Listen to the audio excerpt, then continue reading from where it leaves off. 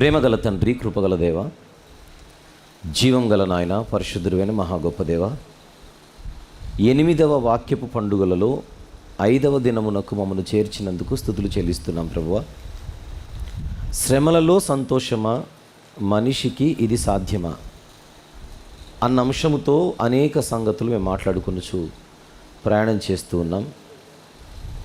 ఈ విషయంలో మీరు మాకు సహాయం చేస్తూ మా జీవితాలను తట్టి లేపుతున్నందుకు స్తుతులు చెల్లిస్తున్నాం ప్రభువా.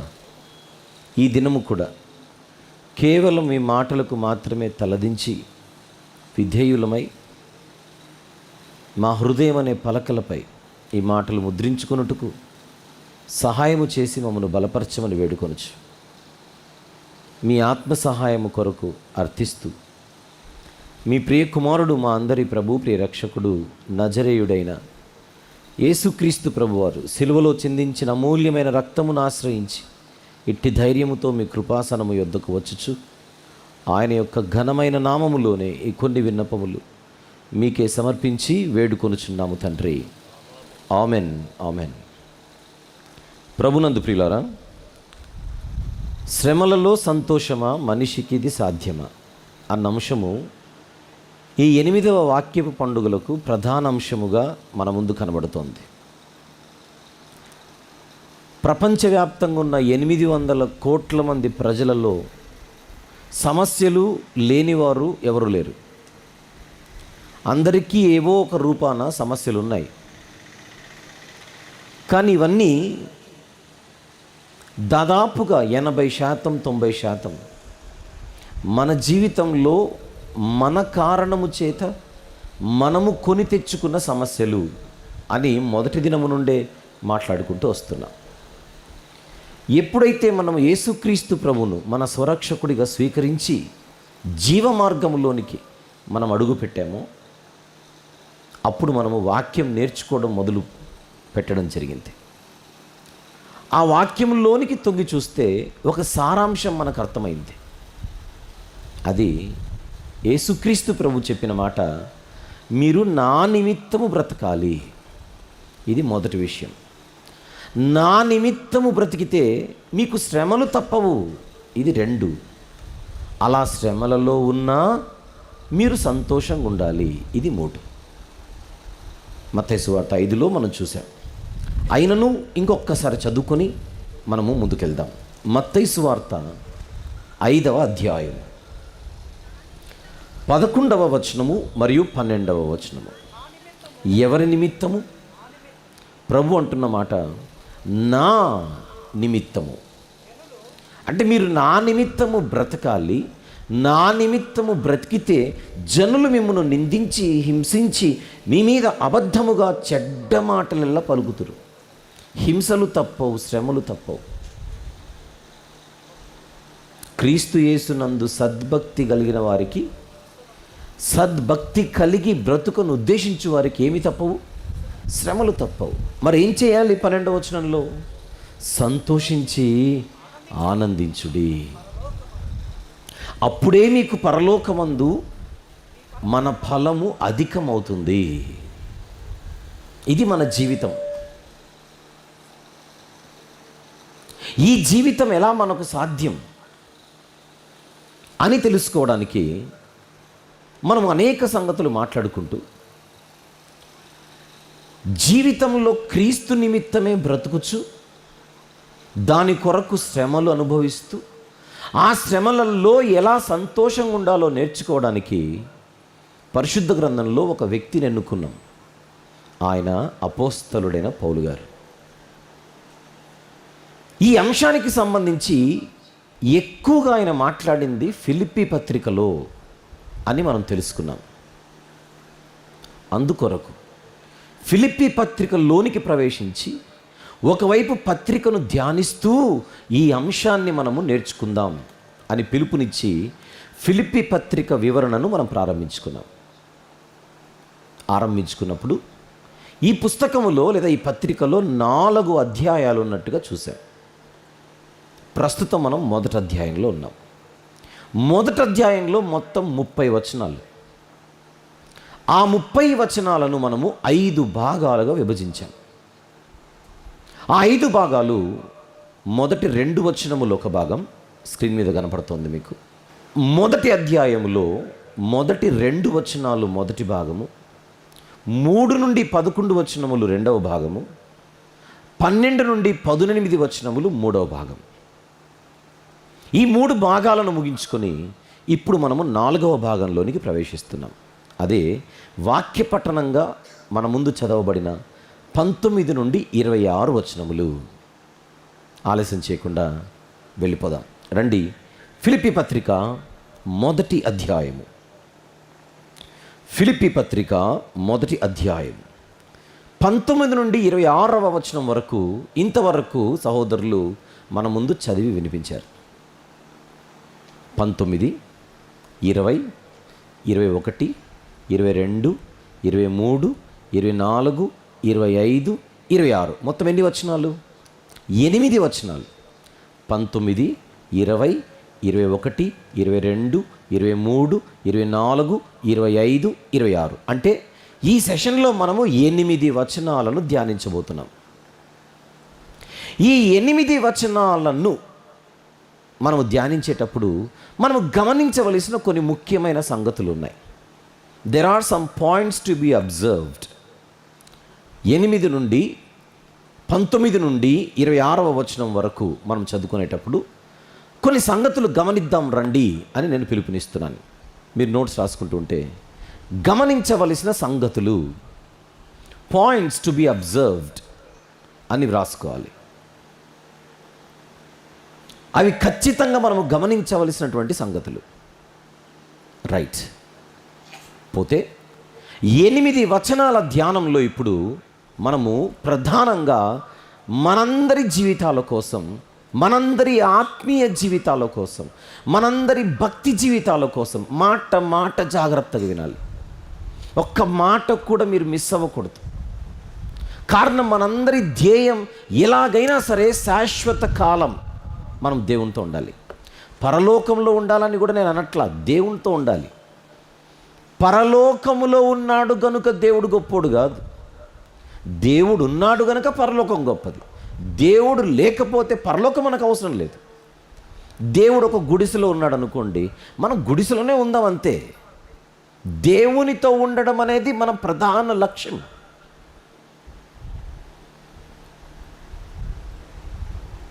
అందుచేత అపవాదితో అంతఃపురంలో ఉండడం కంటే ప్రభువుతో పాకలో ఉండడమే మిన్నా.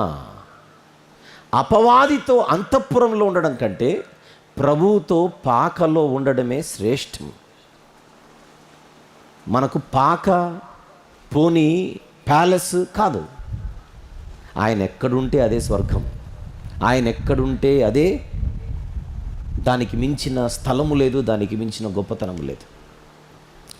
ఆ ధ్యేయంతో మనం బ్రతికేటప్పుడు ఎలా బ్రతకాలో మనకు తెలియాలి.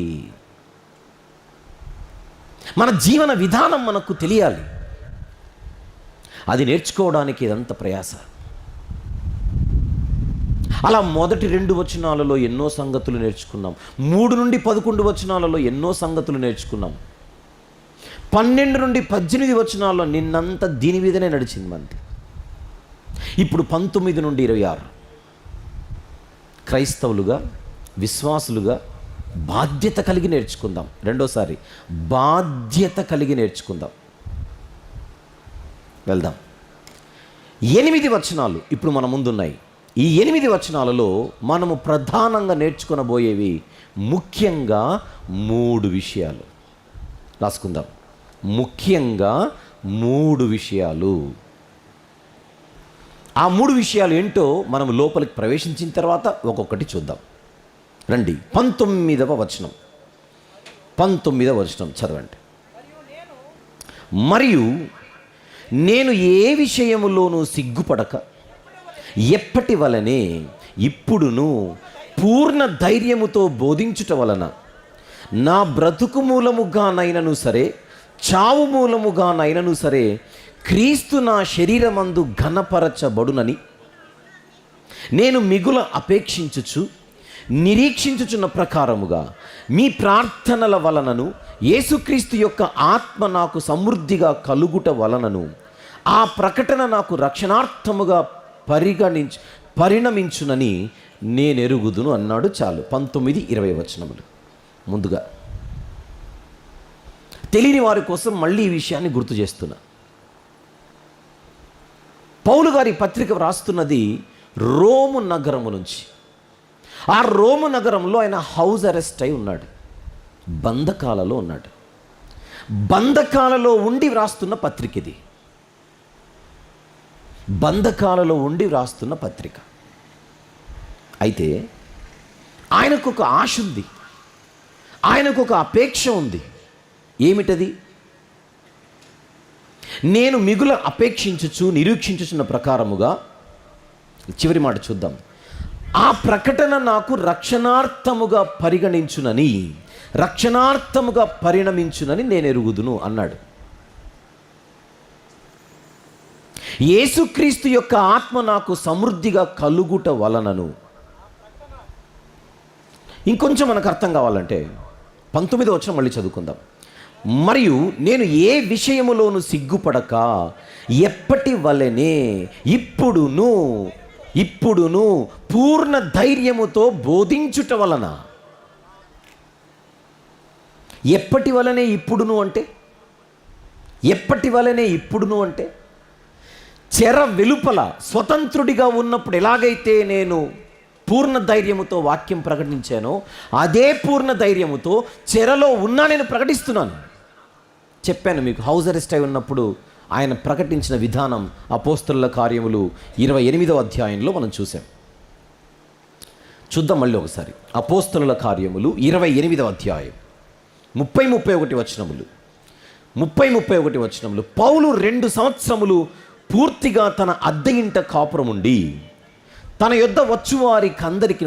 యొద్దకు వచ్చువారిని అందరినీ సన్మానించి ఏ ఆటంకము లేక పూర్ణ ధైర్యముతో దేవుని రాజ్యమును గూర్చి ప్రకటించుచు ప్రభు అయిన యేసుక్రీస్తువును గూర్చిన సంగతులు బోధించుచుండెను.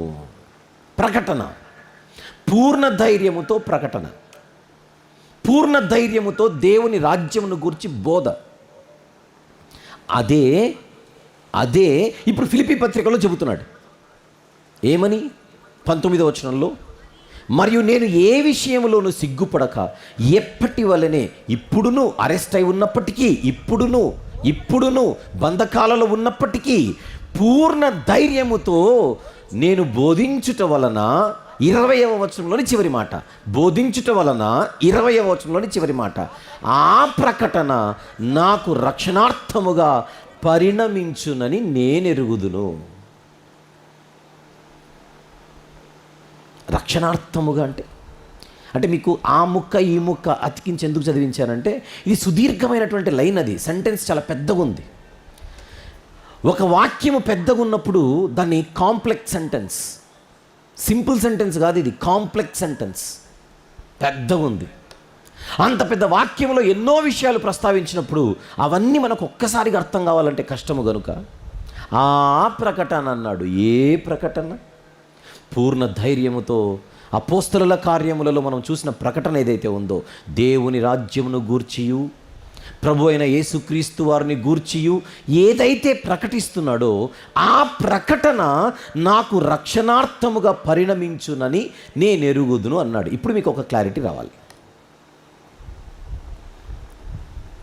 రక్షణార్థం, నేను ఆయనను గూర్చి ప్రకటించుచున్నాను గనుక ఆ ప్రకటన నాకు రక్షణార్థమని నేను ఎరుగుదును అన్నాడు. రక్షణార్థం అంటే అర్థం ఏంటి? రక్షణ అంటే అర్థం ఏంటి? రక్షింపబడడం. సహజంగా క్రైస్తవ పరిభాషలో రక్షణ అంటే దేని నుండి రక్షణ అని వెంటనే మనకు క్లిక్ అవుతుంది మైండ్లో. పాపము నుండి రక్షణ.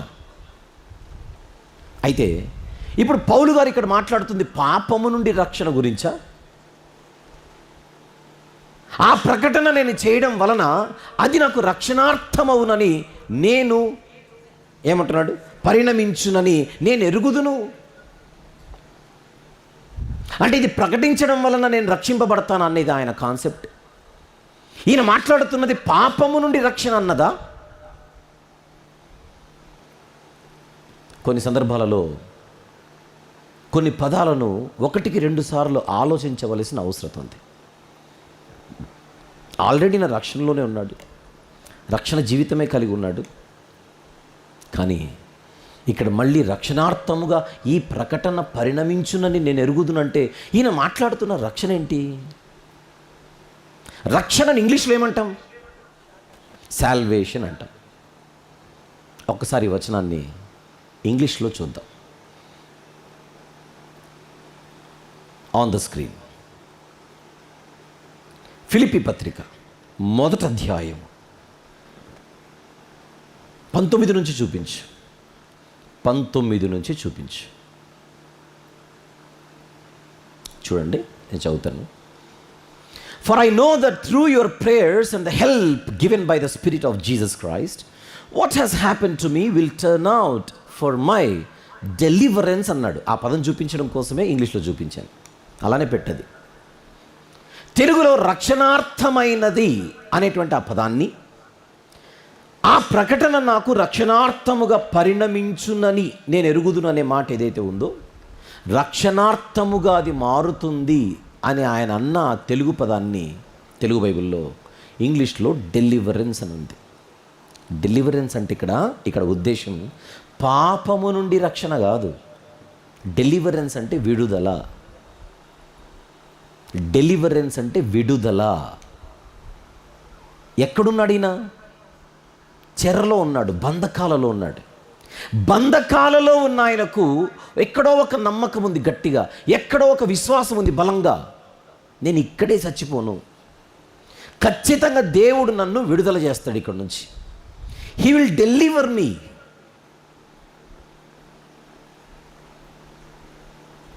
నిర్గమకాండంలో కూడా ఇశ్రాయేలీలను విడిపించుటకు, నిర్గమకాండం 3లో ఒక మాట చూద్దాం. నిర్గమకాండము 3వ అధ్యాయం.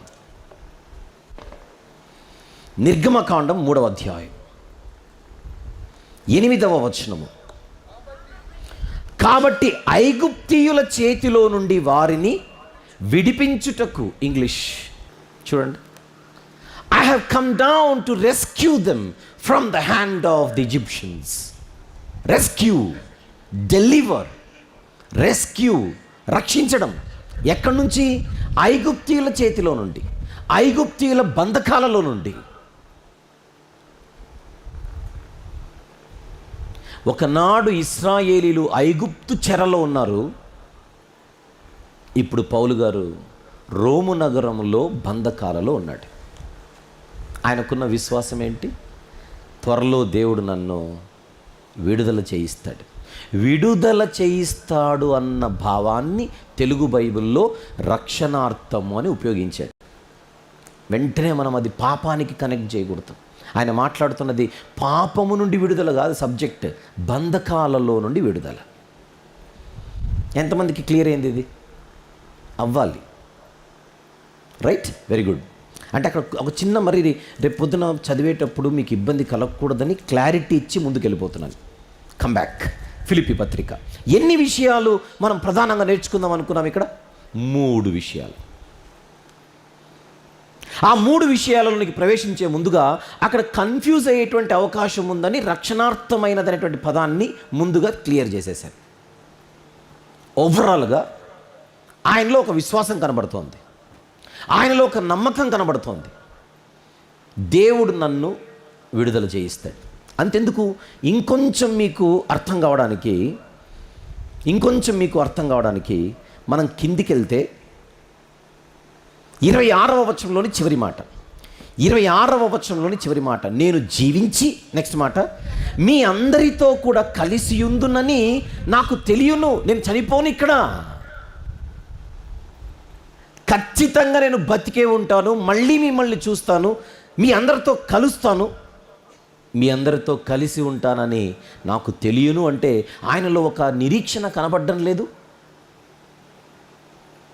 హోప్. ఖచ్చితంగా త్వరలో నేను రిలీజ్ అవుతాను. సో ఇప్పుడు మనకు పిక్చర్ అర్థమైపోయింది. 19 నుంచి 26 వచనాలలో ఆయన ఒక విశ్వాసాన్ని వ్యక్తం చేస్తున్నాడు. దేనిని గురించిన విశ్వాసం? విడుదలను గూర్చిన విశ్వాసం. అయితే నేను అనుకుంటే బయటికి రాను, నేను అనుకుంటే బయటికి రాను. అది జరగాలంటే అది జరగాలంటే ఏం జరగాలి నా జీవితంలో? 20వ వచనం, నేను మిగుల అపేక్షించుచు నిరీక్షించుచున్న ప్రకారముగా. అంటే నాకు ఒక నిరీక్షణ ఉంది, ఆ నిరీక్షణ నేను విడుదలవుతానని.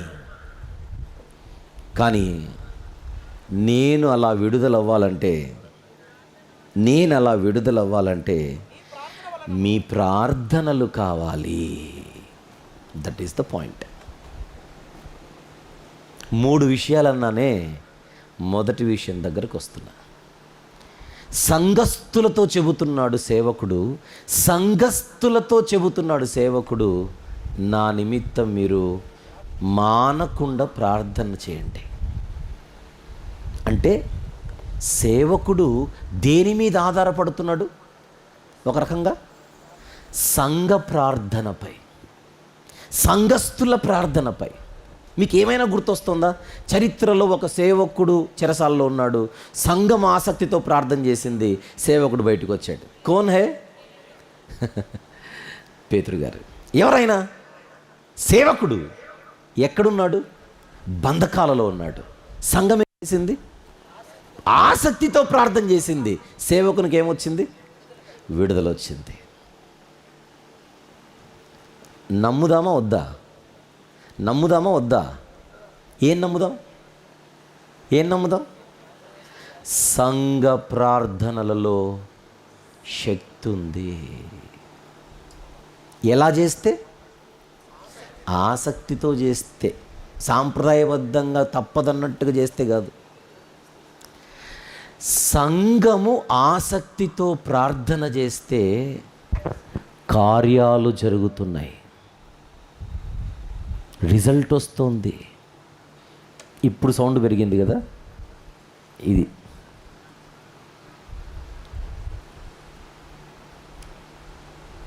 ఇక్కడ ఉన్న మనందరము సంఘస్థులమే.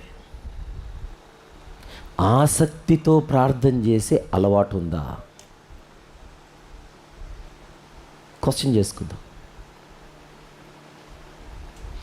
సంఘస్థులకు ఆసక్తితో ప్రార్థన చేసే అలవాటు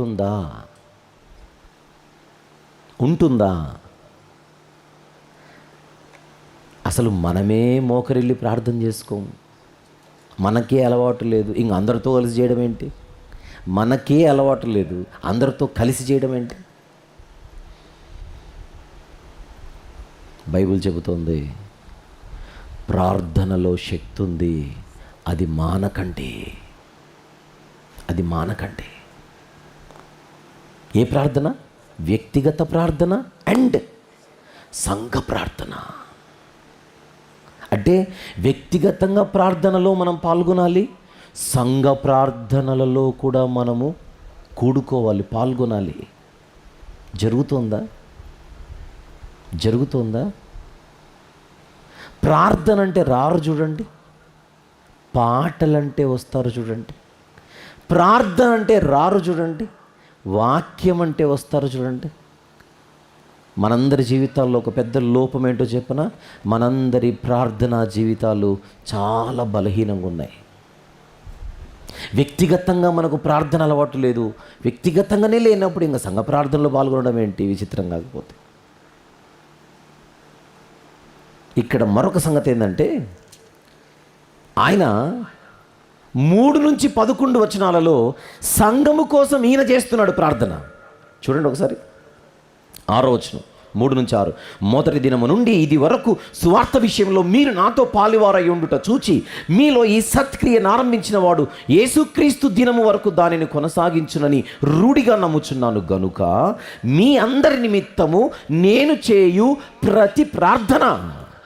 అంటే పైన 3 నుండి 11 వచనాలలో ఎవరి కొరకు చేస్తున్నారు? సేవకుడు సంఘం కోసం, సంఘము కొరకు ప్రార్థన చేసే సేవకుడు 20వ వచనములో నా కోసం మీరు చేయమని అడుగుతున్నాడు. కొలస్సీ పత్రిక 4వ అధ్యాయం, కొలస్సీ పత్రిక 4వ అధ్యాయం 2 నుండి 4 ప్రార్థన యందు నిలకడగా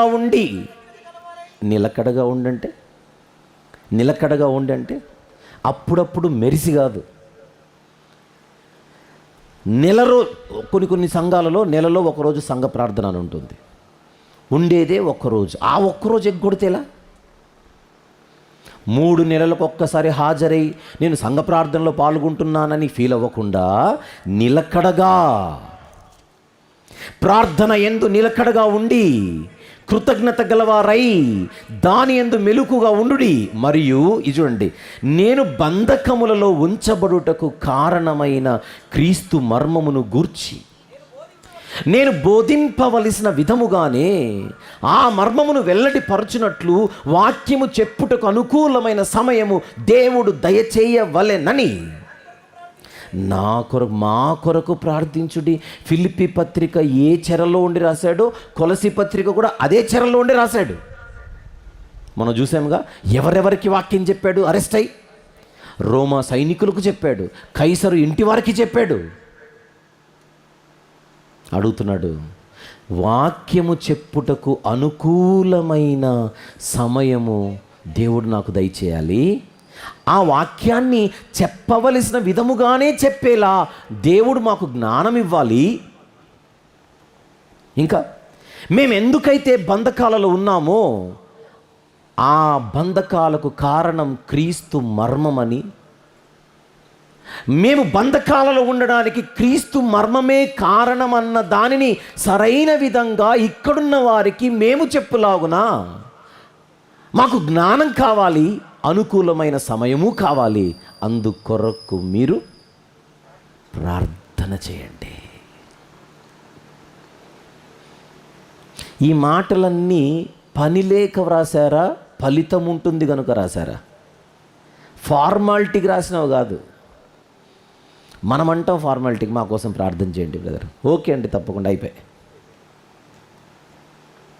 ఫార్మాలిటీకి అడిగింది కాదు, ఫార్మాలిటీకి చేసింది కాదు. ఇది నిజ క్రైస్తవ జీవితం. ఏమిటి నిజ క్రైస్తవ జీవితం? సంఘము కొరకు సేవకుడు చేయాలి, సేవకుని కొరకు సంఘము చేయాలి. సంఘస్థుల కొరకు ఏం చేయాలో పైన చూసుకుంటూ వచ్చాం. ఒక్కసారి అది నిన్న 4 విషయాలు. సంఘస్థుల కొరకు సేవకుడు ఏం చేశాడు? వారి ఆత్మీయ భక్తి కొరకు, ఆత్మీయ జ్ఞానము కొరకు, ఆత్మీయ అభివృద్ధి కొరకు, ఆత్మీయ నడత కొరకు. గుర్తుందా? చూపిస్తావా? పించు. రైట్. అది చూడండి, సేవకుడు సంఘస్థుల కొరకు ఏమని ప్రార్థన చేశాడు? వారి ఆత్మీయ భక్తి కొరకు చేశాడు. నెంబర్ 2, ఆత్మీయ జ్ఞానము కొరకు చేశాడు. నెంబర్ 3, ఆత్మీయ అభివృద్ధి కొరకు చేశాడు. నెంబర్ 4, ఆత్మీయ నడత కొరకు. For spiritual for spiritual devotion. B, for spiritual discernment. C, for spiritual development. D, for spiritual deportment. ప్రవర్తన. సంఘస్థులు ఏ విషయాలలో బలపడాలో సేవకునికి క్లారిటీ ఉంది. సేవకుడు ఏ విషయంలో విజయవంతంగా ముందుకెళ్లాలో సంఘస్థులకు చెబుతున్నాడు. మా ద్వారా ఆయన ఘనపరచబడాలి. నా జీవితం ద్వారా, నా పరిచర్య ద్వారా, నా బోధ ద్వారా ప్రభువు ఘనపరచబడులాగున నా కోసం మీరు ప్రార్థన చేయండి. ప్రియ సోదరులారా, సోదరిమణులారా, ఇలాంటి జీవితం ఈరోజు మన జీవితంలో కరువై ఉంటే కళ్ళు తెరుచుకోవాలి. నాకు ఒక చిన్న ధర్మ సందేహం ఏముందో చెప్పనా? ఇక్కడ కొంతమంది కనీసం మందిరానికి వెళ్ళే అలవాటు ఉండదేమోనని నాకు అనుమానం వచ్చుచున్నది. ఎందుకు? కొంతమంది సభల ఫ్యాన్స్ ఉంటారు. సభల ఫ్యాన్స్ అంటే మీటింగ్లకే వస్తారు, మందిరానికి రారు. మందిరానికే రాని వారు మీటింగ్లకు వచ్చి ఏం ఉద్ధరిద్దామని? ఏం నేర్చుకుందామని, ఏమి సాధిద్దామని, ఏమి అమలు పరుద్దామని, ఏమి ఆచరిద్దామని. అంటే మీటింగ్లలో మీరు చర్చికి వెళ్ళకున్నా పర్లేదు, మందిరానికి వెళ్ళకున్నా పర్లేదు, ఇలాంటి మీటింగ్లకు మాత్రం హాజరవ్వండి అని చెబుతారన్నా? అసలు ఈ మీటింగ్లు పెట్టేదే మీరు మందిరం ఎగ్గొట్టకండి అని చెప్పడానికి, మందిరంలోనికి వెళ్ళమని చెప్పడానికే ఈ సభలు, సంఘ జీవితం కలిగి ఉండమని చెప్పడానికే సభలు. వెళ్ళకున్న పర్వాలేదు, యూట్యూబ్ ఉందిగా అని చెప్పడానికి కాదు, మెమరీ కార్డులు ఉన్నాయిగా అని చెప్పడానికి కాదు. అసలు ఎంత బాధ్యత ఉంది. మీరు సంఘ ప్రార్థనల్లో ఉంటూ సేవకుల కోసం ప్రార్థన చెయ్యాలి అన్న బాధ్యత సంఘస్థులపై దేవుడు పెడితే అసలు మందిరానికే రారు, సహవాసం ఉండదు.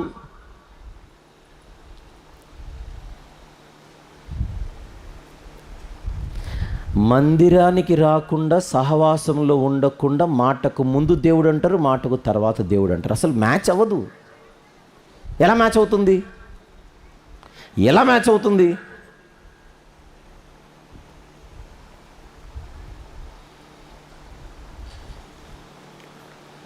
ఇంటికి రాకున్నా పర్లేదు, నువ్వైతే ఆఫీస్ నుంచి మాకు డబ్బులు పంపు అన్నట్టుంది తండ్రితో. నువ్వు ఇంటికి రాకున్నా పర్లేదు, మాకు ప్రతి నెల ఫీజు కట్టి ఆఫీస్లోనే ఉండి. ముందు ఆయన ఇంటికి రావాలి, ఇంట్లో ఉండాలి, వీధుల్లో తిరగడం కాదు. బేసిక్స్ ఇవి, బేసిక్స్. ఎన్ని విషయాలు నేర్చుకుందామన్నాను? 3 విషయాలు. అందులో మొదటిది ఆన్ ద స్క్రీన్ చూడండి, చదవండి. పరస్పర ప్రార్థనల అవసరత, the need for mutual prayers. పరస్పర ప్రార్థనల అవసరత మనకుంది. ఒకవేళ నిద్రావస్థలో మన ప్రార్థనా జీవితాలు ఉంటే, ఈ వచనాలను, ఈ వివరణను చూసిన తర్వాత తట్టి లేపాలి. నీకు విషయం చెప్పనా?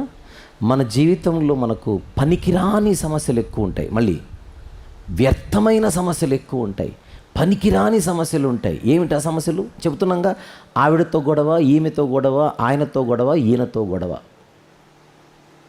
సై అంటే సై, డి అంటే డి. ఇవన్నీ ఎందుకు చెప్పనా? మన మనసంతా ఈ గొడవలపై ఎందుకుందో చెప్పనా? మన మనసంతా ఈ గొడవలు, కలహాలు, అసూయలు, కక్షలు, క్రోధాలు ఎందుకు ఇవన్నీ? ఆన్సర్ ఒకటే, మనకు దేవునితో సహవాసము లేక. దేవునితో సహవాసం అంటే ఇవేవి మన మైండ్కి ఎక్కవు.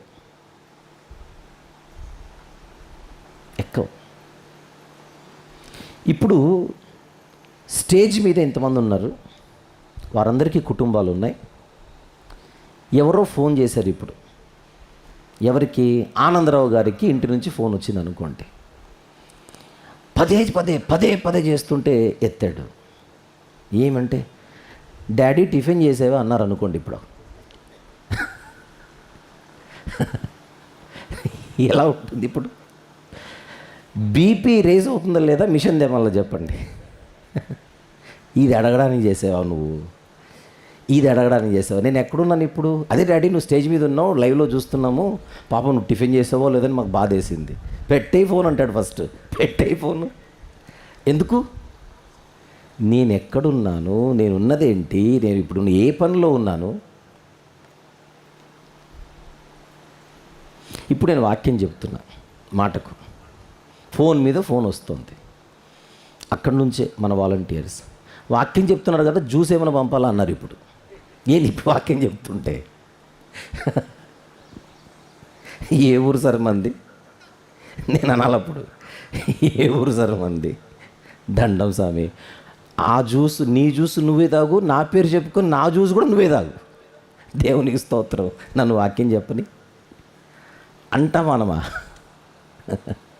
ఎందుకంటే నేను నా ఫోకస్ అంతా వాక్యం మీద ఉన్నప్పుడు, నేను వాక్యం చెప్పడమే ఇప్పుడు నాకు ప్రధాన పని అయినప్పుడు, ఇప్పుడు వాక్యం వినడమే ఇక్కడున్న వాళ్ళందరి ప్రధాన పని అయినప్పుడు, రెండో ముచ్చటే మనకు ఎక్కదు. చూడండి, అది తిండైనా జ్యూస్ అయినా. ఇది అర్థమైతే ఆమెమో అనింది, ఈయనేమో అన్నాడు, ఎందుకు ఈ చెత్త అనుకొని నేను ప్రార్థన చేసుకోవాలి, అనుకొని నేను దేవునితో మాట్లాడాలి, అనుకొని నేను మా సేవకుని కోసం అర్జెంటుగా ఇప్పుడు ప్రార్థన చేయాలి, అనుకొని మా సంఘస్థుల కోసం ఇప్పుడు నేను ప్రార్థన చేయాలి.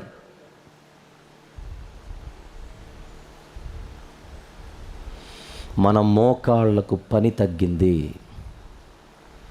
అందుకే గొడవలు ఎక్కువ అవుతున్నాయి. మోకాళ్లకు పని చెబుదాం, సమస్యలను తరిమి కొడదాం. ఎంతమందికి ఈ మాట నచ్చిందో చేయొద్దండి. నచ్చాలంతే, నచ్చాలి, వేరే ఆప్షన్ లేదు. పరస్పర ప్రార్థనల అవసరత, ఇది మొదటి విషయం. ఇక 2 వెళ్దాం ముందుకి. ఫిలిప్పీ పత్రిక 1వ అధ్యాయం మళ్ళీ 19 నుంచి.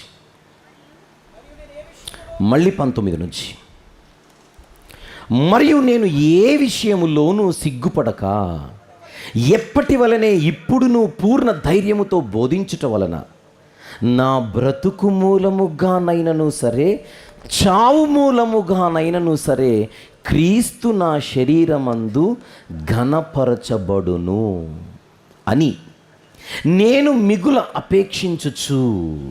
చాలు. పౌలు గారికి జీవితంలో మిగుల అపేక్ష,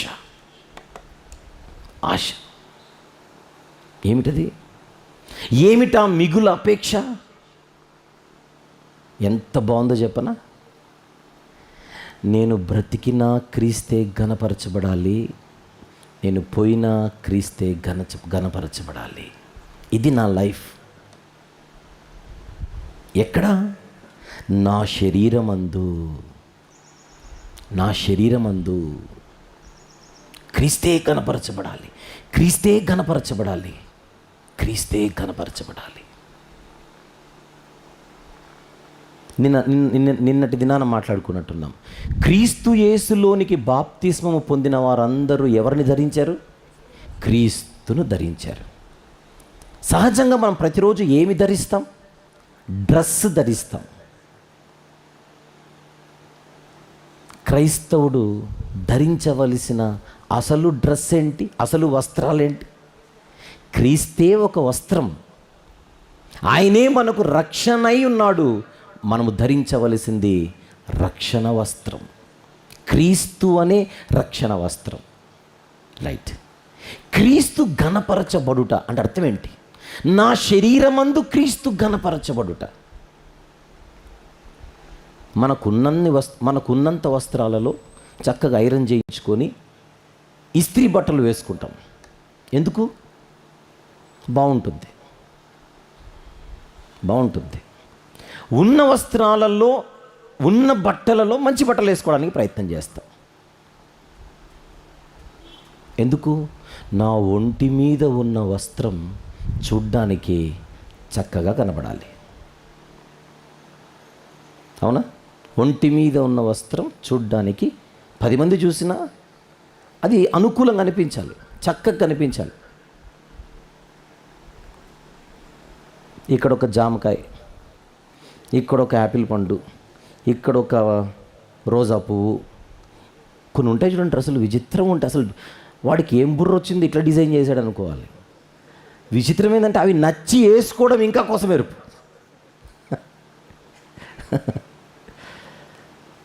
కొన్ని చూడండి, అవి చొక్కాయిలో అర్థం కాదు, కర్టన్లో అర్థం కాదు. ఇంట్లో డోర్ కర్టన్లు ఉంటాయి కదా, బహుశా డోర్ కర్టన్నే వాడు టైలర్ షాపుకి తీసుకొని వెళ్ళి షర్టు కుట్టించుకున్నాడేమో అనిపిస్తుంటుంది. అలా కాదు కదా. ఉన్నంతలో డిగ్నిఫైడ్గా, రిజర్వ్డ్గా, డీసెంట్గా మనం బట్టలు ధరించడానికి ప్రయత్నం చేస్తాం. ఇంకా చెప్పాలంటే వస్త్రాలను ధరించడంలో జాగ్రత్త పడుతుంటాం. ఎందుకు? 10 మందిలో ఉంటాం మనం, 10 మందిలో ఉంటాం. జాగ్రత్తగా ఉండాలి. అయితే నేను ఒక క్రైస్తవుడిగా నా శరీరమందు నేను జీవించి ఉన్నంత కాలం క్రీస్తే ఘనపరచబడాలి. ఎలా ఎలా కొన్ని సందర్భాల్లో తట్టుకోలేక అడుగుతుంటాం, మీ డ్రెస్సు భలేగుందండి, ఎక్కడ తీసుకున్నారు అడుగుతాం. డ్రెస్సు భలేగుందనుకోండి, అడగమా? వారితో ఉన్న పరిచయాన్ని బట్టి ఎక్కడ కొన్నారండి, భలేగుంది, ఎక్కడ కుట్టించారండి, భలేగుంది. ఎదుటివాడి ఒంటిపై వస్త్రము బాగుంటే ఎక్కడ కొన్నారు, ఎక్కడ కుట్టించారని తట్టుకోలేక అడుగుతామే. మనల్ని చూస్తే ఎదుటివారు, మీరు ధరించిన క్రీస్తు భలేగున్నాడండి, భలేగున్నాడండి. మనల్ని చూస్తే ఆయన ఘనపరచబడాలి, అందుకే బతకాలి, అందుకే బతకాలి. అదే క్రీస్తు నిమిత్తము బతకడం అంటే. అది క్రీస్తు నిమిత్తం బతకడం అంటే. వాళ్ళిద్దరు ఎవరు? నాకు పేరు గుర్తున్నట్లు. రోమియో, పేరు చెప్పండి. Romeo Juliet. రోమియో నిమిత్తమే జూలియట్, జూలియట్ నిమిత్తమే రోమియో బతికి చావకూడదు. రోమియో అయినా జూలియట్ అయినా వీళ్ళిద్దరూ బతకాల్సిందే క్రీస్తు నిమిత్తం. ఎందరో రోమియోలు, ఎందరో జూలియట్లు, వాళ్ళు నేను బతికేదే నీ కోసం. ఇక్కడ మెసేజ్ సేమ్ టు యూ, నీ కోసం. ఆయన కొత్త బెల్ట్ ఇద్దరికి.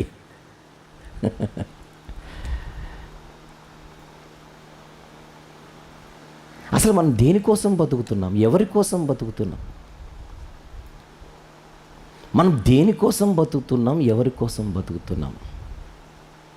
నన్ను అడిగితే క్రీస్తు నిమిత్తం బతకడం అనే పరీక్ష పెడితే మనలో ఏ ఒక్కరికి మరొలు అనుకోకండి, ఒక్క మార్కు కూడా రాదు. ఎందుకంటే మనం క్రీస్తుని నమ్ముకొని బతుకుతున్నాం. నమ్ముకుంటే ఏదైనా మంచి జరుగుతుంది. స్వార్థం. మనం ఆయనను నమ్ముకుని బతుకుతున్నాం, ఆయన కొరకు బతకట్లా.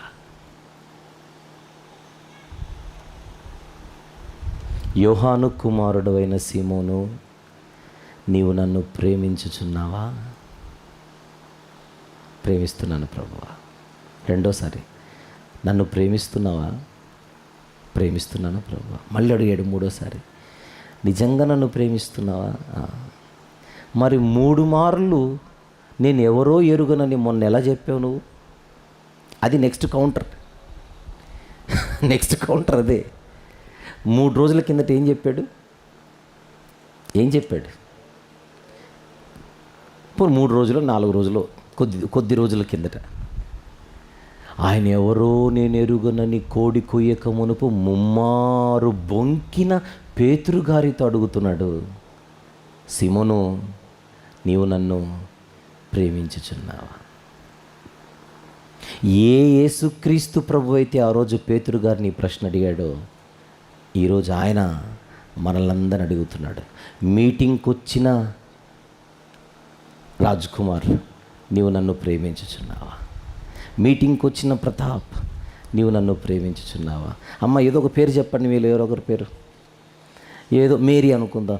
మీటింగ్కి వచ్చిన మేరీ, నువ్వు నన్ను ప్రేమించుచున్నావా? ప్రేమించుచున్నాను కనుకనే వచ్చాను కదా ప్రభువా. Very good. మళ్ళీ రెండోసారి 3, నేను మీటింగ్కి వచ్చిందే నిన్ను ప్రేమించి కదా ప్రభువా. Very good. మొన్న సండే చర్చికి ఎందుకు వెళ్ళలేదమ్మా అడుగుతాడు. అంటే ప్రభువా, యాక్చువల్ మ్యాటర్ ఏంటంటే అసలు నా డిక్షనరీలో లేదు ప్రభువా చర్చికి వెళ్ళడం అనేది. మీటింగ్లోకి వచ్చే అలవాటు తప్ప ఇంకొక అలవాటు నాకు లేదు. అందుకే అడుగుతున్నాను తల్లి, నీవు నన్ను ప్రేమించుచున్నావా? ఈ రోజు నుంచి ఒక టార్గెట్ పెట్టుకుందాం. నేను ఆయన నిమిత్తమే బతకాలి. ఆయన నిమిత్తమే బతకాలి. అంత ఈజీ కాదు ఇది. ఆయన నిమిత్తం మనం బతకాలంటే ముందు ఆయనను ప్రేమించడం జరగాలి. ప్రేమిస్తేనే నిమిత్తం బతుకుతాం.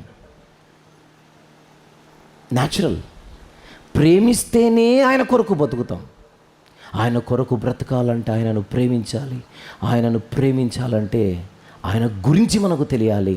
ఆయన గురించి మనకు తెలియాలంటే ఆయనతో సహవాసం చేయాలి. ఆయనతో సహవాసం చేయాలంటే ఆయన వాక్యం దగ్గరికి రావాలి, ఆయన సన్నిధికి రావాలి. ఆయన యందు విశ్వాసం ఉంచిన విశ్వాసుల గృహములోనికి రావాలి. వారితో సహవాసం కలిగి ఉండాలి.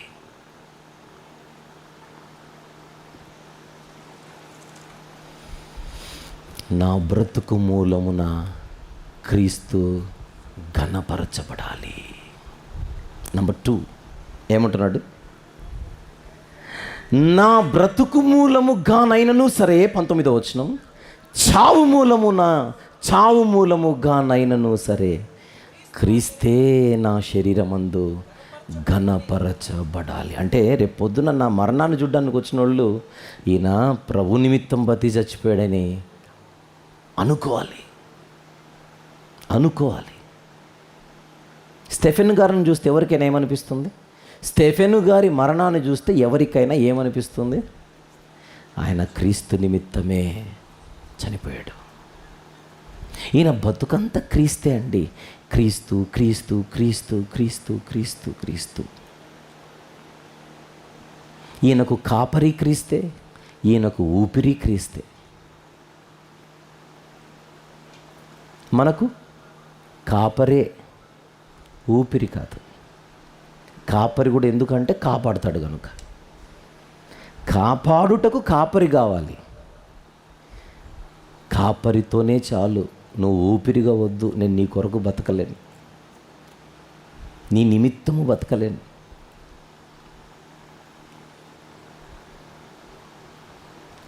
క్రైస్తవులనే ట్యాగ్ మెడలో ఉండి క్రీస్తు కొరకు బతకని జీవితాలు మనందరివి.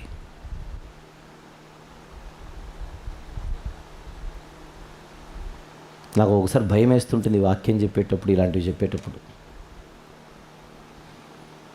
చూస్తున్నారుగా, 24 అవర్స్ సరిపోవట్లేదు. లిటరల్గా 24 అవర్స్ సరిపోవట్లేదు. అయ్యో 24 గంటలే ఉన్నాయి అని నేను చాలా బాధపడుతుంటాను. ఎందుకంటే టైం సరిపోవట్లేదు నాకు. అయ్యో 24 గంటలే ప్రభువా, నీకు అసాధ్యమైంది ఏమీ లేదు. కనీసం నెక్స్ట్ ఇయర్ నుంచి అయినా రోజుకి 48 గంటలు చేయవా?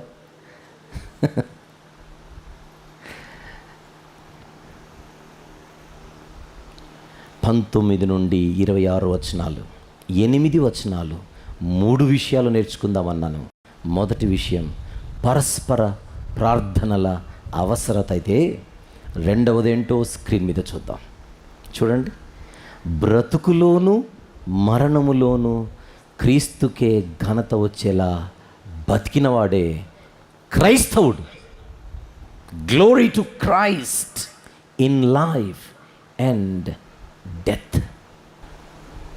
మనలో ఉండే ఒక పెద్ద బలహీనత చెప్పనా?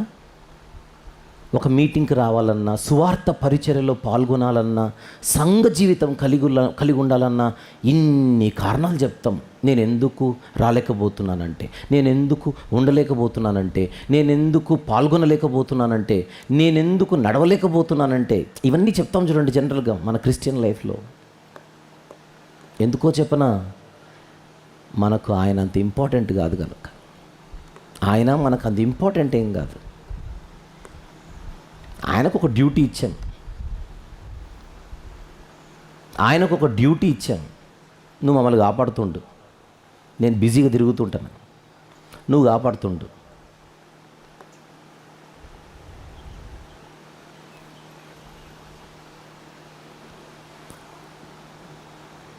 మీరు అర్థం చేసుకోమని కోరుతున్నాను. నేను ఇంతకంటే ఎక్కువ చెప్పాలని ప్రయత్నం చేసినా నాకు సమయం సరిపోతుంది.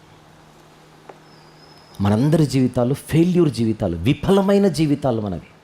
Failure lives. ఎందుకు ఫెయిల్యూర్ లైవ్స్ అంటే మన మన మన మన టాప్ ప్రయారిటీస్లో, మన జీవితంలో మొదటి స్థానం క్రీస్తుకు లేదు. మన జీవితంలో మొదటి స్థానం ఆయన కొరకు బతకడం అనే కాన్సెప్ట్ లేదు. కుటుంబం కుటుంబం, డబ్బు డబ్బు, ఉద్యోగం ఉద్యోగం, వ్యాపారం వ్యాపారం, సంపాదన సంపాదన, ఆస్తి పెంచుకోవడం, సమకూర్చుకోవడం, ఇవి కదా మన విచారాలు. ఇదే కదా మన జీవితం. రాత్రి అదే మాట్లాడుకున్నాం, ఇదేగా జీవితం. ఏంటి మన జీవితం? పనికి మాలిన జీవితం, అర్థం లేని జీవితం, బిల్డప్ ఎక్కువ ఉండే జీవితం, మ్యాటరే లేని జీవితం, సారము లేని జీవితం, మేలిమిగా కనబడే జీవితం, పొట్టగొస్తే పురుగులుండే జీవితం, సువాసన లేని జీవితం, వాక్యం అనే సువాసన, క్రీస్తు అనే పరిమళ సువాసన లేని జీవితాలు మనందరివి.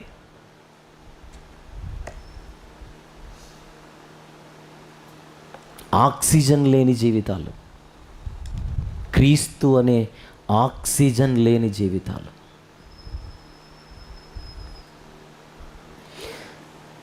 మీరు చూస్తున్నారు కదా ఆయన బాధ. అసలు ఎంత గొప్ప మాటలు, అబ్బో ఎన్ని గొప్ప మాటలు. ఆయన సమర్పణ ఏంటి, ఆయన జీవితం ఏంటి, భక్తులేంటి.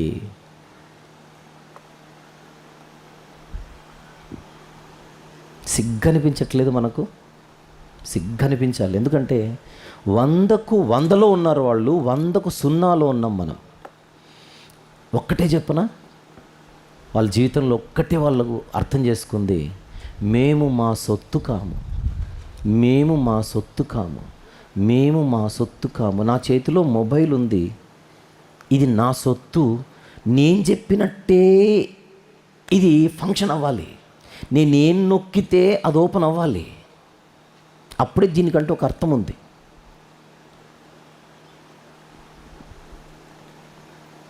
నేను కాల్ చేస్తే కాలే వెళ్ళాలి, ఏదో ఓపెన్ అవ్వకూడదు, ఏదో ఓపెన్ అవ్వకూడదు.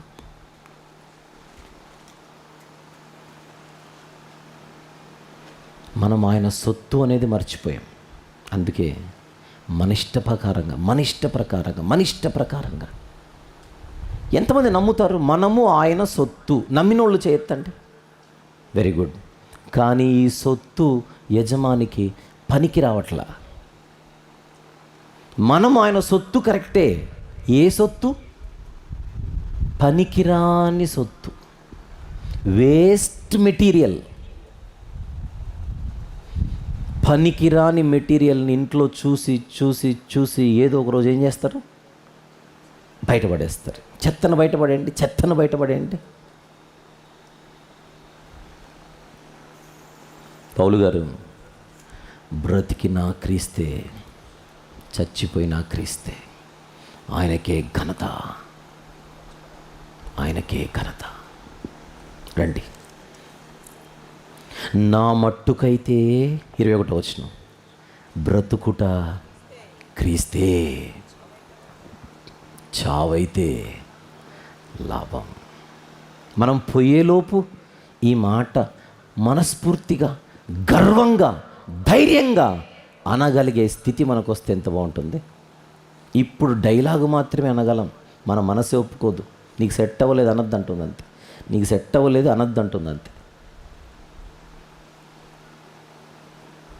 మనకు సెట్ అయ్యేలా, సూట్ అయ్యేలా మనం ఎదగాలి. 2 విషయాలు నేర్చుకున్నాం ఇంతవరకు. 3వ విషయం నేర్చుకుందాం. 22వ వచనం, అయినను 21 నుంచి, నా మట్టుకైతే బ్రతుకుట క్రీస్తే, చావైతే లాభము. ఎవరికి లాభము? ఆయనకే లాభం చనిపోతే. అయినను శరీరముతో నేను జీవించుటయే నాకున్న పనికి, పని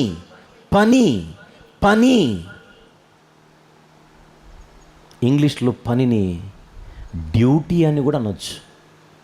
ఇంగ్లీష్లో పనిని ఏమనొచ్చు? డ్యూటీ. కాసేపు డ్యూటీ అనే పదం మనసులో పెట్టుకోండి. అయినను శరీరముతో నేను జీవించుటయే నాకున్న డ్యూటీకి ఫలసాధనమైన ఎడల నేనేమి కోరుకుందునో కోరికని ఇంగ్లీష్లో డిజైర్, పనిని ఇంగ్లీష్లో డ్యూటీ, కోరికని ఇంగ్లీష్లో డిజైర్.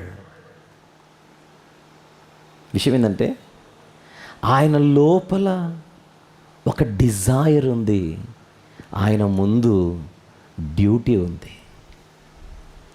మళ్ళీ వీలైతే 2 పదాలు టైప్ చేసి చూపించి ఒకటే స్లైడ్లో. ఆయన మనస్సులో డిజైర్ ఉంది, ఆయన కళ్ళ ముందు డ్యూటీ కనబడుతోంది. ఆయన కోరిక ఏమిటి? నేను త్వరగా వెళ్ళిపోయి ప్రభుతో ఉండాలి. అదే 23వ వచనం. ఈ రెంటి మధ్య డిజైర్ డ్యూటీ. కోరిక ఉంది, బాధ్యత ఉంది. కోరిక ఉంది, పని ఉంది. నా కోరిక ఏంటి? నేను వెడలిపోయి 23వ వచనం, క్రీస్తుతో కూడా ఉండవలెనని నాకు కోరిక, ఆశ, డిజైర్.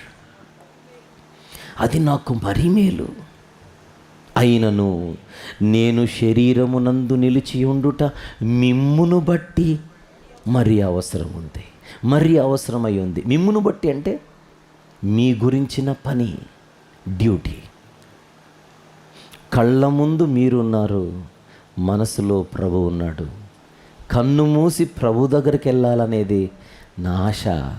మిమ్మల్ని చూస్తుంటే ఇంకా నేను 4 రోజులు ఉంటే మీరు ఇంకా ఎన్నో విషయాలు నేర్చుకుంటారు కదా అన్న కోరిక. నేనుంటే మీకు బెనిఫిట్, నేను పోతే నాకు బెనిఫిట్. మళ్ళీ నేనుంటే మీకు బెనిఫిట్, నేను పోతే నాకు లాభం. చావైతే నాకు లాభం. ఈయన లైఫ్కి ఎన్ని మార్కులు ఇద్దామో చెప్పండి. అర్థమైపోయింది, ఆయన చచ్చిపోతే ప్రభు దగ్గరికి వెళ్ళిపోతాను. నాకు కావాలి, నేను త్వరగా వెళ్ళిపోవాలి, ఆయనతో ఉండాలి, త్వరగా వెళ్ళిపోవాలి, ఆయన చూడాలి. కానీ కళ్ళ ముందు ఎందరో ఇప్పుడిప్పుడే విశ్వాసములోనూ జ్ఞానములోనూ ఎదుగుచున్నవారు. నేనుంటే ఇంకా వారిని బలపరచొచ్చుగా. లోన డిజైర్, బయట డ్యూటీ. ఈ రెండిటి మధ్య నేను ఇరుకున పడి ఉన్నాను. సరే, ఇప్పుడు నీ డిజైర్ కోటేస్తావా, డ్యూటీ కోటేస్తావా అంటే తప్పనిసరి పరిస్థితుల్లో డ్యూటీకే ఓటేసాడు. అయినను నేను శరీరమందు నిలిచియుండుట ఎవరిని బట్టి? మిమ్మును బట్టి మరి అవసరమై ఉన్నది. మరియు ఇట్టి నమ్మకము కలిగి నేను మరలా మీతో కలిసి ఉండుట చేత నన్ను గూర్చి క్రీస్తు యేసునందు మీకున్న అతిశయము అధికమగునట్లు మీరు విశ్వాసమునందు అభివృద్ధియు ఆనందము పొందు నిమిత్తము నేను జీవించి మీ అందరితో కూడా కలిసియుందునని నాకు తెలియను. పౌలు గారు, మీరు చనిపోయి పరలోకానికి వెళ్ళి లేదా చనిపోయి ప్రభుతో ఉండాలని మీకు కోరికుంది కదా? అవును, మరి చచ్చిపోవచ్చుగా. నాకు కూడా అలానే ఉంది. కానీ నా చుట్టూ చూస్తున్న అనేక మందిని చూస్తుంటే, సంఘాలను చూస్తుంటే, నేను ఇంకొక వారం రోజులు, నేను ఇంకొక నెల రోజులు, నేను ఇంకొక సంవత్సర కాలం, ఇంకొక 2 ఏళ్ళు 3 ఏళ్ళు 4 ఏళ్ళు ఉంటే ఎందరికో ప్రయోజనం చేకూరుతుంది. సరే, నా పనికి అనేక ఫలాలు వస్తాయి, అనేక మంది ప్రభు కొరకు మరింత బలంగా నిలబడతారనుకుంటే కొద్ది రోజులు నా కోరికను పక్కన పెట్టి నా డ్యూటీకే నేను ఓటేస్తానంటున్నాడు. ఇది ఉన్నతమైన పర్సనాలిటీ అంటే, క్రిస్టియన్ పర్సనాలిటీ, క్రైస్తవ వ్యక్తిత్వం. ఈ రెండే మన జీవితాల్లో ఉండాలి. లోపల మన కోరిక ఏముండాలి, మన ఆశ ఏముండాలి? ప్రియ యేసు రాజునునే చూచిన చాలు, వెళ్ళిపోవాలి. నా దేవుణ్ణి నేను చూడాలి, నా ప్రభువుతో నేను ఉండాలి. 2, కానీ ఇప్పుడే వెళ్ళిపోతే ఇంతమంది అన్యాయం అయిపోతారు. ప్రభువా, నీతో ఉండాలన్న కోరిక ఉంది, కానీ వీరిని బట్టి నేను ఇంకనూ కొద్ది కాలం ఉండాలి. ఉంటాను ప్రభువా, ఉంటాను. చెప్పండి, క్రైస్తవుడు బతికితే సంఘానికి సమాజానికి ప్రయోజనకరంగా ఉండాలి. క్రైస్తవుడు చనిపోతే ఆ క్రైస్తవునికే ప్రయోజనం రావాలి. బ్రతుకుట ప్రభు కొరకు బతికి చచ్చిపోయి బహుమానాన్ని పొందాలి. 2 విషయాలు నేర్చుకున్నాం. 3వ విషయం ఆన్ ద స్క్రీన్ చూడండి, ఆలోచించండి, ఒక్కసారి చదవండి సైలెంట్గా. వ్యక్తిగత ప్రయోజనము కొరకు మరణం రావాలి, సంఘ ప్రయోజనం కొరకు జీవితం ఉండాలి. Death for personal benefit, life for church benefit.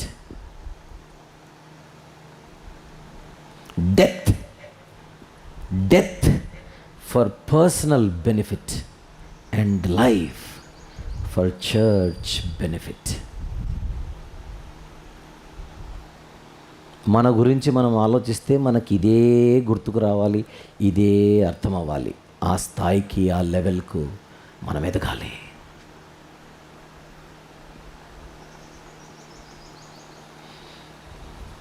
మన మనస్సాక్షి మనకు చెప్పాలి, ఈ క్షణం నువ్వు పోతే నీకు నిత్య జీవం, పరలోకంలో శాశ్వత స్థానం నీకు కన్ఫామ్ అని మన మనస్సాక్షి చెప్పాలి. అదే మనస్సాక్షి చెప్పాలి. కానీ సంఘ ప్రయోజనము నిమిత్తము నువ్వు బతికే ఉండాలి. ఆ డెఫినేషన్ ఎంత బాగుంది. Death for personal benefit, life for church benefit. Martha, నీవనేక పనులను గూర్చి విచారము కలిగి ఉన్నావు, కానీ అవసరమైనది ఒక్కటే. ఆ ఒక్కటే పౌలు గారి జీవితంలో కనబడుతోంది. 1వ అధ్యాయం 30 వచనాలు, 5 భాగాలు. నిన్నటి వరకు 3 భాగాలు ముగించుకున్నాం. ఇప్పుడు మనము 4వ భాగాన్ని 19 నుంచి 26వ వచనం వరకు మాట్లాడుకున్నాం. ఆయన అంటున్నాడు 26వ వచనంలో, మీరు విశ్వాసమందు అభివృద్ధియు ఆనందము పొందు నిమిత్తం. అంటే మీరు ఆత్మీయంగా ఆనందంగా ఉంటే నేను ఆనందపడతాను. మీరు ఆత్మీయంగా సంతోషంగా ఉంటే నేను సంతోషంగా ఉంటాను. శ్రమలలో, బంధకాలలో ఉన్న పౌలు గారు ఎక్కడ సంతోషిస్తున్నాడో స్క్రీన్ మీద చూద్దాం. సంఘ ప్రయోజనము నిమిత్తము ఆనందం, Joy for the benefit of the church. మన అంశం ఏంటి? శ్రమలలో సంతోషమా? మనిషికి ఇది సాధ్యమా? సాధ్యమే అని ఆయన నిరూపిస్తున్నాడు. ఆయన ఆలోచన విధానం, మనస్తత్వాన్ని చూపిస్తూ మళ్ళీ చూపించు. సంఘ ప్రయోజనము నిమిత్తము శ్రమలు పక్కన పెట్టి సంతోషించడం మొదలుపెట్టాడు. ఈ పత్రికలో ఇంతవరకు మనం 4 రకాల సంతోషాలను చూసాం. 4 రకాల సంతోషాలు ఏంటో చూడండి ఒక్కసారి. నంబర్ 1, ద్వేషాన్ని తీయుటలో ఆనందం కదా, మొదటి 2 వచనాలు. నంబర్ 2, ఇది నంబర్ 1 యాక్చువల్లీ, రాసుకోండి. ద్వేషాన్ని తీసివేయుటలో సంతోషం, మొదటి 2 వచనాలు, అది 1. నంబర్ 2, సువార్త భాగస్వాములను బట్టి సంతోషం, ఇది నంబర్ 2. నంబర్ 3, సువార్త వ్యాప్తిని బట్టి సంతోషం. 12 నుంచి 18 వచనాలు, ఆ రెఫరెన్స్ కూడా రాయాలి. సంఘ ప్రయోజనము నిమిత్తము ఆనందం. 19 నుంచి 26. ఇక్కడితో 4వ భాగము సమాప్తం. ప్రార్థన చేసుకుందాం. తదుపరి సెషన్లో మరొక భాగాన్ని, మరికొంత వివరణను ఈ పత్రికలో పొందడానికి ప్రయాణం చేద్దాం. ప్రార్థన. ప్రేమగల తండ్రి, కృపగల దేవ, జీవం గల నాయన, పరిశుద్ధుడు అయిన మహా గొప్ప దేవ, చక్కని సంగతులు ఇంతవరకు విని ఉన్నాం. విని విడిచిపెట్టేవారుగా ఉండకుండా పాటించే చక్కని నిశ్చయత కలిగి మేము అడుగులు ముందుకు వేయటకు సహాయం చేయమని మీ ప్రియ కుమారుడు, మా ప్రభు ప్రియరక్షకుడైన యేసు క్రీస్తు ప్రభు వారి పరిశుద్ధ నామములో ఈ ప్రార్థన సమర్పించి వేడుకొనుచున్నాము తండ్రి. ఆమెన్. ఆమెన్.